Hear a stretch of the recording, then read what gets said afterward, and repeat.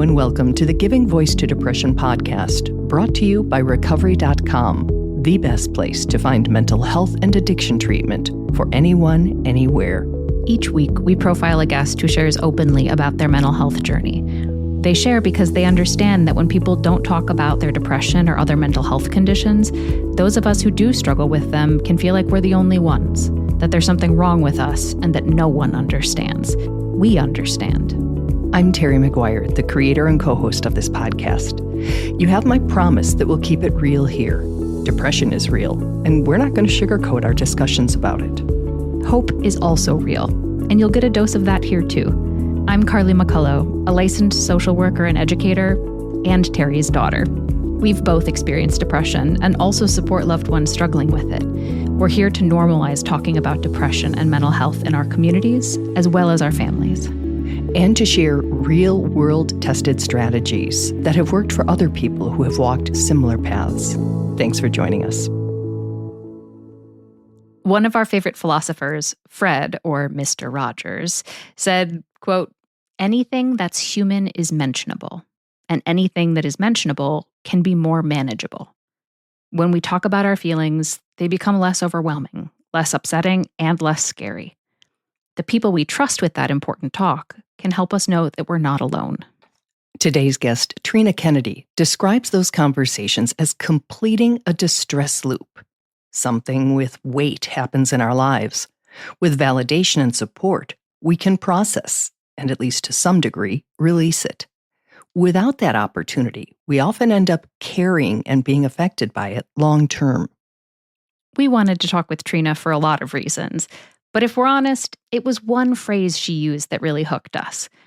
In both describing her life and writing about the journey, from trauma to triumph and what lies between, she talks about the messy middle. And that's a piece, sometimes the biggest piece, that's often overlooked or avoided when we talk about anything from caterpillars and butterflies to life. So here now is Trina Kennedy giving her voice to depression.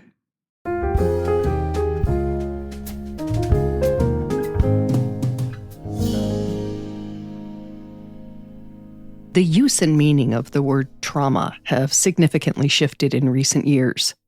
Once reserved for describing experiences like war, abuse, and violence, it's made its way into everyday use. Some see this as diluting its meaning. Others argue a broader definition validates a wider range of human suffering.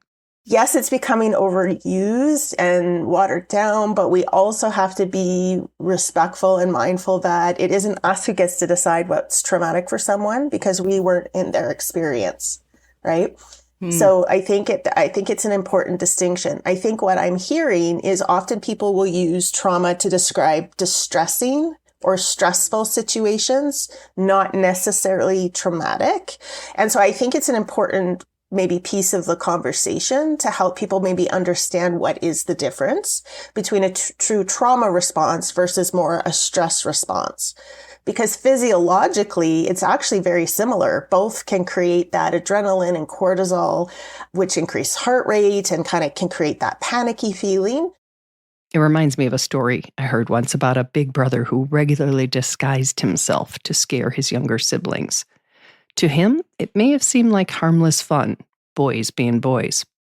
But for at least one of his brothers, who truly believed that his life was at risk and that this stranger would kill him given the chance, it was a traumatic experience.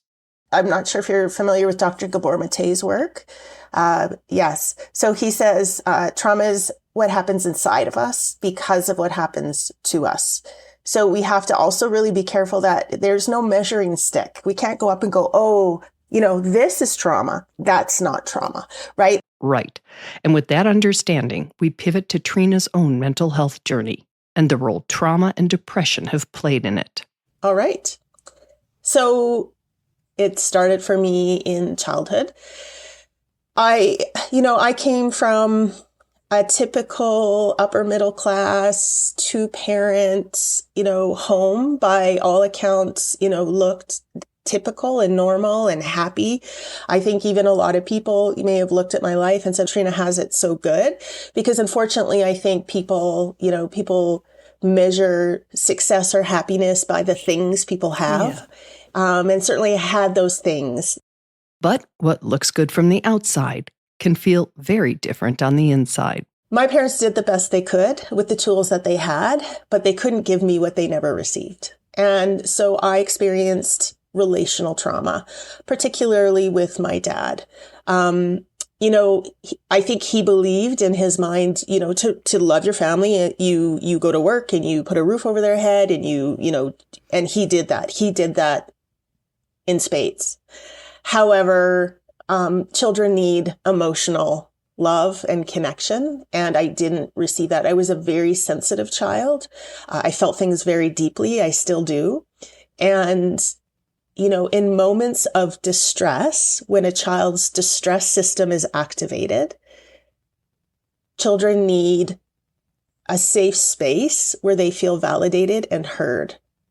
And I didn't get that. When I was distressed, I would get, quit your crying, or I'm going to give you something to cry about. I had that phrase. So I very quickly armored up, because that's what you do to survive. And that armor became suppressing what I was feeling, suppressing who I thought I was or who I needed to be in terms of expressing that emotion.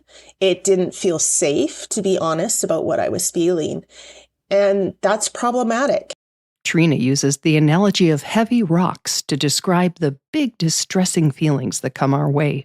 And we need to give space for that rock. We have to name that feeling. We have to feel it, and then we have to share it. So name it to tame it, feel it to heal it, and share it to bear it. And when we can do that, we can put that heavy rock down and move forward. And when we don't do that, we have to carry that rock with us, and we put it in our backpack. And that backpack doesn't come off. Trina says some of the rocks she has carried in and since childhood wouldn't have had that weight if she'd had a safe space to name, feel, and share them. In that environment, she says, she could have moved through her emotions and put them down. So, for example, I was probably 8 or 9, and I went next door to my girlfriend, my friend Carrie's house, and she was on the bed just sobbing. And I'm like, Carrie, what's wrong? And she just explained to me her parents were getting a divorce. And this was like the early 80s. I didn't even know anybody whose parents were divorced. So, I sat with her for a few hours, and then I had to go home. And I remember still crying in my bedroom. So my distress system was activated. Mm-hmm. And my dad walked by and said, what are you crying about? In his gruff voice. And I'm like, well, Carrie's parents are getting a divorce, and I'm really sad for her. And I don't know how to help her. Now, had my dad known what to do, and he didn't, because this wasn't shown to him, had he come in and had he sat with me and hugged me and said, you know what, you're such a good friend to feel that way for Carrie. It's really hard to watch people we care about in pain. I think you're being a good friend just by being there with her. What do you need? What can I do for you? I would have been able to put that rock down, right? That rock wouldn't have got put into my backpack. Mm-hmm. A child's backpack is small, and Trina's filled. There's just a series of events, like there is in every childhood. Those things didn't have to be traumatic had my parents known how to complete that distress loop for me. But they didn't. So it was like death by 1,000 little cuts, mm-hmm. right? And, probably by 14, high anxiety and high depression. And it was about 2 years before I turned 16 where I started to have suicidal thoughts, because that backpack was heavy. My back hurt. My heart hurt. Mm-hmm. I didn't have the skills. I didn't feel I had the relationships of where to go and just start to kind of unpack that backpack and figure out all those things that needed to be sorted through. And that's the problem. That's the thing when we don't have those safe spaces or those safe relationships who can hold safe space for us to feel those emotions and name them and experience them and then kind of walk through them. They're done. Then they build and they fester, and it impacts mental health. At 16, Trina was hospitalized after a suicide attempt. When you're in that place of depression and anxiety, you have distorted cognition. The way you see the world is not really the way it is. Like I believed nobody cared. I believed I couldn't do anything right. I believed to my core the world would be better off without me and that I didn't deserve to live. Like I believed those to my core. But when I saw my mom and I saw my little sisters, right, I could see how I had hurt them. So that was just adding. It was just adding, again, more rocks. I'm carrying all these rocks and no room to even put them in my backpack anymore. So, I mean, I was more suicidal for a good 4 or 5 months following getting out of that hospital. What changed at that point that made you less? You know, thank God my mom recognized. She didn't know how to help me. My dad didn't know how to help me. And my dad was really in his own kind of a loop of pain that I wasn't even aware of. He was, I think, doing a lot of self-blame for what had happened to me. And so my mom thankfully connected me with the most incredible psychologist. I still remember her name, Joan Bailey. I've tried to find her through social media and all that, but I haven't been able to. She changed my life. She was the first person that made me feel seen, heard, understood, and empowered. Wow. She didn't judge me. She didn't try to fix me. She just held safe space for the first time where I could start to pull those rocks out, feel them, name them, share them, and put them down. And let me tell you, it transformed my life. I know without her and my best friend, Jen, who was my lifeline through school as I was kind of going through that process, I wouldn't be here. I'm sorry you had that experience. I'm glad you found someone who could support you and that your mother had the insight to know that just because she didn't know what to do doesn't mean nothing should be done. So that's a really important message for anybody listening, because most of us weren't raised with those skills or those tools. So to say, you know what, I'm in over my head, I need to find someone else who does have these skills, and then I will try to learn. So yeah, I'm glad that happened for you.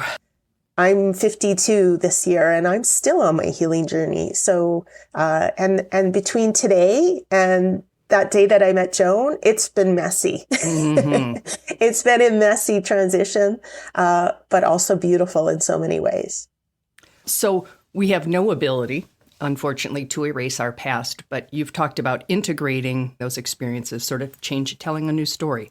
How does that process happen and how does it help? Well, so people can have resilience. So resilience is our ability to bounce back after adversity. Which can happen a lot after people heal their trauma. But then there's also the next kind of level of that, which is called post-trauma growth. That's, I think it's the ability to kind of reflect and go, this was my learning. This was my growth in those experiences. I'm actually a better person for those.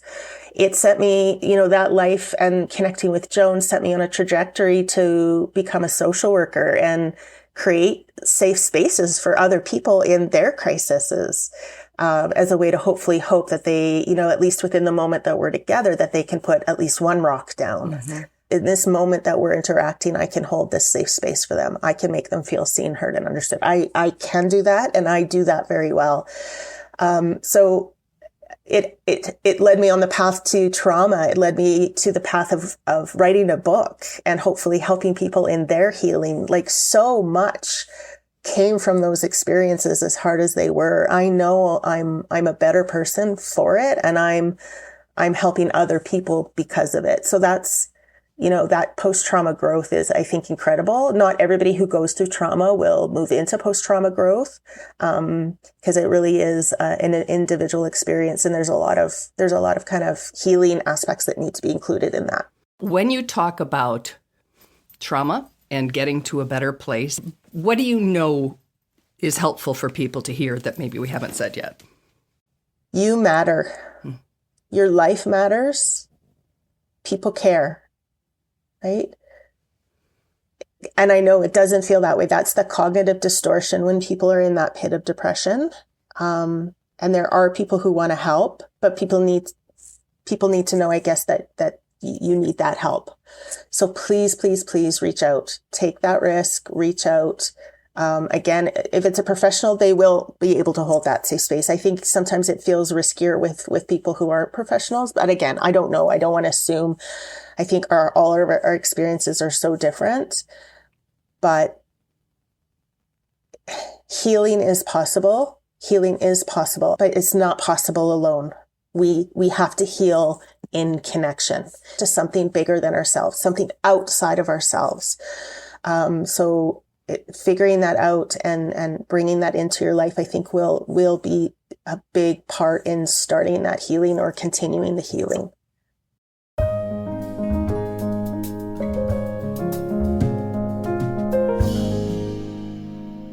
Wow. There are so many things that I want to talk about that Trina just shared. I want to start with one of the things that she mentioned right at the beginning, which was how our culture and our society is starting to talk about trauma much more than we used to. Yes. And she quotes Dr. Gabor Mate, who is one of my favorite writers about this. And he released a new book recently called The Myth of Normal. Mm-hmm. And one of the things that he talks about is he describes normal the way scientists describe normal. And so normal are the set of conditions in which health is possible. And so that what he's shared is that in a society like ours, where it's actually really, really stressful just to live, for some folks, it is such a struggle to make ends meet and to feel hopeful about the future. And there's even some studies coming out around some of the high depression that we're seeing in adolescence and Gen Z, and they're calling it environmental related depression, which is that they aren't sure that the environment is going to last for their full. It's not normal and they don't feel safe. It's not normal and they don't feel safe. And so one of the things that he does such a brilliant job of is he says that we, those of us who experience mental health situations or those feelings, we sometimes think that we are not the normal ones, that the lack of normal is us, that we're not fitting in. And what he's saying is your body is responding to a set of conditions that are depressing. So or traumatic. Or traumatic. Yeah. So Mm-hmm. does it make sense for us to continue to locate the trauma and the mental health as sort of individual deficiencies or even like hereditary, right? Family conditions? Or would it be better to put a label on some of the things that aren't normal or typical in the way that he's describing it that are making us sick? Mm-hmm. A normal response to a really abnormal situation. Absolutely. Trina uses that beautiful metaphor of backpacks, and the backpacks only have certain amount of space in them for rocks. And especially if you're a little kid, right? Those little kid backpacks are so tiny. And one of the things that struck me about Trina's story is that she starts to describe how things started to feel a little different around ages 8 and 9. And one thing that I've seen working in schools a lot is that often hormones really influence the onset of depression and other symptoms, right? That's something that you've talked about in other episodes in terms of postpartum, in terms of menopause, that when there are these huge hormonal shifts in the body, of course that impacts how we're experiencing things. So in terms of puberty, they're able to feel the full extent of the emotional spectrum. So we think of that as the gas pedal. They've got full access to the gas pedal, but what hasn't come online yet is the brake. And so it makes a heartbreak feel and seem to their brains as impossible to live through, for example, in a way that when we're adults, we have more of the part of our brain developed after puberty that thinks a little bit more long-term, that can think through some of those consequences, and also that we have stronger coping strategies. And so when certain traumas or stressors happen in childhood and in puberty, that pain, that weight of that rock that Trina's talking about is so heavy. Yeah. And they really need adult support in order to put those rocks down, because that's the part of their brain that they don't have access to yet. So they sort of need to borrow ours. And sometimes you're lucky enough to have a mature friend or something, but it really, our children's brains are structured to look for adults for that support and putting those rocks down. And it's so easy as the adult and as the parent to be like, yep, this is just part of life, is actually so dismissive of the experience the person's actually having. And when it's your kid, you want them to feel better, but also the way to do that is by acknowledging what in fact they are feeling. Yeah. And I think the same thing is true for other adults who are trying to support children, right? Mm-hmm. So parents, I think, get a lot of the attention and for good reason, but cousins, aunts, uncles, teachers, coaches, religious figures, right? School counselors. Yeah. School counselors, absolutely. The practice of validating that feeling is real and that's really heavy for them. Right. I think adults feel silly or stupid saying them sometimes. Huh. They don't feel profound enough. I don't know. I think we expect wisdom or support to sound more complicated than, I am sorry, that sucks. Yeah. Wow. Ouch. Ouch. Or just silence. How much silence? And then there's too much creepy sound. So one of the things that Trina mentions is that her mom didn't know how to help her.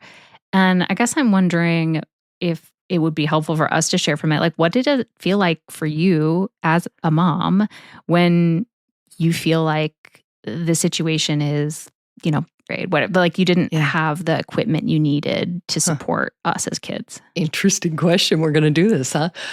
I will say sort of twofold. There was one where you feel a little inadequate, right? Because you want to have everything your child needs and you just don't.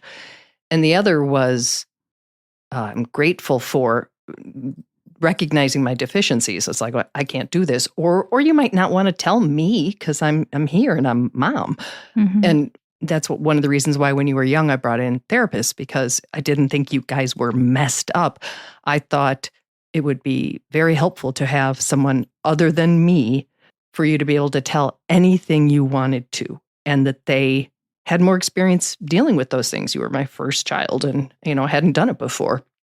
So I think that I was grateful to have that option to say, I'm going to connect you with your school counselor. And then eventually, let's go talk to, remember, it was a feeling doctor. I said, doctor. Yeah, something's wrong with your teeth. I'll bring you to a tooth doctor. Something's wrong with your feet. I'll bring you to a foot doctor. And if something's up with your feelings, I'm going to bring you to a feeling doctor.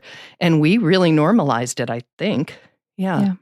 From the kid perspective, something that I've seen play out mostly in schools is I think adults think they do a better job faking it than they often do, which is kids can really sense when the adult is like, oh, I'm out of my depths. Mm-hmm. Yet it is very rare for an adult to say, you know what, honey, I'm out of my depths. Mm-hmm. And to refer out like you're describing doing. It's a really rare occurrence. I think it requires humility. I think it requires self-awareness. I think it requires a lack of ego in order to do that. And you were able to do that. And I think that from a kid's experience, something I see play out all the time is kids witnessing adults who don't have the skills necessary for a moment and won't admit it. And that ends up being really wild on the inside of a kid's brain, because you go, I need help. You don't know how to give it to me. And you're not going to admit that you don't know how. Yeah. I can see you don't know how. Every time I say this, you tell me to get over it. Every time I say this, you say, when I was your age, I can tell you don't know what to do with my feelings. Your behavior's already shown me that. And so the powerful move being, the strong move being, the healthy adult move being to be like, honey, I don't know. Let's figure it out. Let's find someone who does. Let's find someone who does. And in my mind, the more supportive, caring adults you had in your life, the better it was going to be. And the more prepared you were going to be for adulthood. So it was, let's get the school guidance counselor, let's get your grandparents, let's get, anybody involved who is going to be caring and loving and healthy in their interactions with you. I wanted on board. It was like, Team Carly, let's do this. And In terms of childhood trauma, they say that it's 2 or more consistent caring adults that are actually able to buffer the impact of childhood trauma. So the potentially traumatic events that might happen in childhood might not be experienced by the child as traumatic if they have 2 or more adults who they can talk to about, who they can put down their rocks with, who can help them know that they're not alone.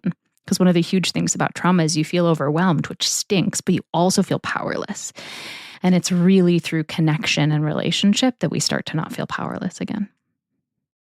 And you had another talking point? Another thing that I want to mention is that in Trina's experience, so she talks about how the weight and the rocks were accumulating, and that for her, it led to depression and then to some suicidal ideation. I also just want to name that that's one of many ways that trauma and overwhelm and despair can manifest, especially in children. And there's this musical artist I really enjoy called Karuk, and they have this song called Pepto-Bismol. And in the song, it's about how as a kid, they had so many rocks, overwhelming feelings, and their mom didn't know what to do with it either. But for Karuk, it manifested as gastrointestinal. And a lot of kids complain about headaches sometimes, but headaches and stomach aches are the 2 really big ones that we see in childhood. And we call it somatization, which is basically that brain thoughts that hurt, they turn into body hurts. Mind-body connection. It's well Absolutely. documented. They're not different. And so this whole song, Pepto-Bismol, is about how Karuk's mom didn't know how to speak with them about what they were feeling, but did know how to give Pepto-Bismol to treat the stomach symptoms. And it's a really beautiful ode to parents trying. And recognizing that something's happening here that I don't fully understand, and trying, and that attempt matters. Kids are checking for that attempt. Are you even trying to help me? And for Karuk, their mom didn't nail it, but it was an attempt towards supporting the feelings and the body stuff. Nice. So I want to restate the name of Trina's book in case somebody wants to learn more. From Trauma to Triumph and What Lies Between. And her website is Trina, Trina, Lee, Lee, Kennedy.ca. So thank you, Trina, for sharing some of the many lessons you've learned and that great rock and backpack analogy. And thank you, Carly, for your first official episode as co-host. Welcome. Thank you so much.